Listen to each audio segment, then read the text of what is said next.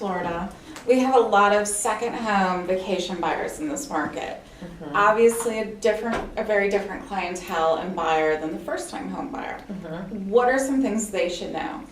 Okay, so a lot of times people will come down here and say, well, I bank with a particular lender up north, I'm going to go get my financing through them. Every state has state-specific guidelines, especially if somebody's buying a condo. Right. So condos are very prevalent, here in Southwest Florida. Especially for a second time. Especially. Or a second home buyer. Exactly. Where, in the Midwest or, rural parts of, let's just say, Massachusetts, you're not going to see the condos. So their guidelines may not allow for them to buy down here. Okay. So it's very important that they choose a local lender because there are state-specific, and area-specific guidelines. That's true.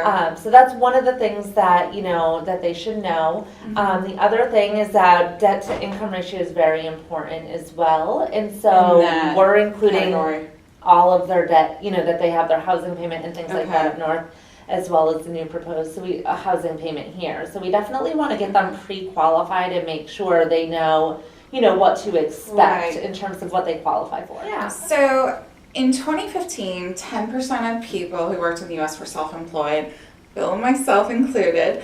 And we know from our own experience that it's harder to get a mortgage when you're self-employed. Mm-hmm. Any tips or advice for this group of buyers? Show as much income as you can on your taxes. Well, it is harder getting a loan when you're self-employed. We do require 2 years tax returns if we're going the conventional route. Now, we do have certain programs, for example, a bank statement program, where we can get 1 year or 2 years of business or personal bank statements. So we do have those types of programs.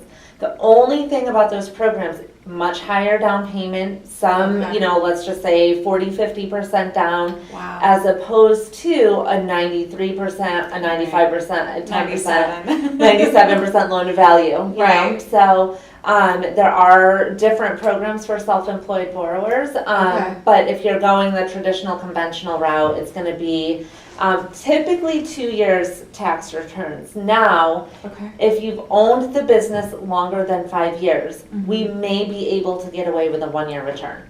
Okay. So that can help a lot because we're doing an average of the net income. Okay. A lot of times people will say, "Oh, I made $300,000," but then they write off $200,000, so their net is $100,000. So rates have been going up over the past year and a half, with another expected increase in December. I think there just was an increase. They're talking maybe 3 increases next year.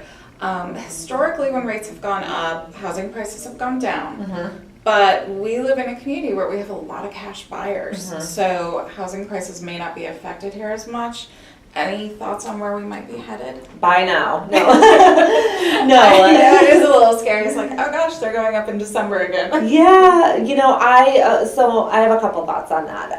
When I bought my very first home in 2000, I think it was 2002, my rate was 7.5%. And that was the going rate then. I know. So, and it was okay. We didn't think twice of it. Exactly. I think because they were so low for so long, now people are getting a little concerned. If you were pre-qualified, let's just say 4 months ago, you definitely want to get re-qualified. Because what you may have been able to afford 4 months ago may not be the same right now. So you want to make sure that you're, if you're thinking about buying now or in the next year or two, you may be able to buy. Yeah, you may be able to get into something more right now than you would if you wait a year or two. Right. And I do think some people may get priced out of the market, where what they want, they're not able to find. Right. So I would definitely suggest... It seems like we didn't have the bubble here that some people had, so I think we're kind of steadily increasing. I don't see us having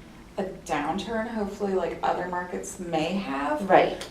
Just because we had so much new construction here and there's so many people moving to Southwest Florida. Yes. I mean, the people coming into Florida is just, we have great weather, I mean, it's kind of hard to beat when the rest of the country is cold right now. I know, we're in the 90s. I know. Yeah, so it is definitely, I see us just continuing to go up. So you're Absolutely. right with with mortgage rates, but I think in the 70s, I remember my parents telling me like our mortgage 80s, yes. Their mortgage rate was like 15% Yes. or something on a home. So yeah, hopefully we're nowhere close to those levels. No, I don't think so. Hopefully we don't see that. Right. In our, yes, in exactly, our lifetime. In our lifetime. Nice. Well, thank you so much for speaking with us today. I really appreciate the help that you've lent my buyers over the years. Thank you. And, you know, even when you haven't been able to help them, you always have a great recommendation, which I always really, really appreciate because they always come back to me and they're like, Danielle was so nice to deal with. So yeah, it's always been a pleasure working with you, and I hope we have many more to come. Absolutely. I really appreciate it. It's been great. It's been a lot of fun. So Awesome. Thank you. Thanks, Danielle. Thank you.